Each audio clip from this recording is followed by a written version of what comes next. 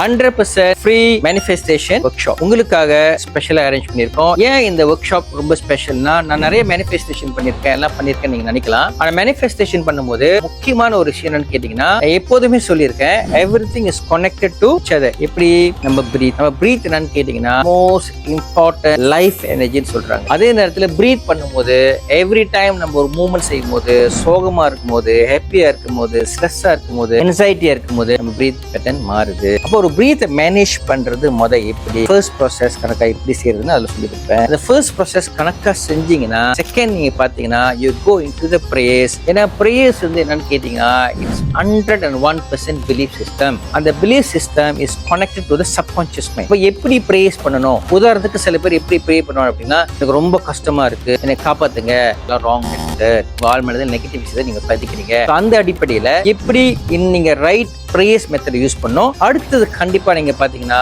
உங்க மேனிஃபெஸ்டேஷன்ல எப்படி ஒரு ரைட் டைமிங்ல ரைட் ஃபோக்கஸா 100% சென்டர் பிரெயினுக்கு வந்துட்டு எப்படி மேனிஃபெஸ்டேஷன் பண்ணலான்னு நிறைய விஷயத்தை அதுல ஷேர் பண்ண போறேன். இது வந்து உங்களுக்காக நான் ஃப்ரீயா பண்ணணும்னு ஆசைப்படுறேன். கண்டிப்பா நான் வந்து கலந்து ஜாயின் பண்றவங்க ஆசைப்படுறவங்க பயோல லிங்க் இருக்கு, கிளிக் பண்ணி ரிஜிஸ்டர் பண்ணிக்கங்க. Stay positive, stay connected to the universe all the time.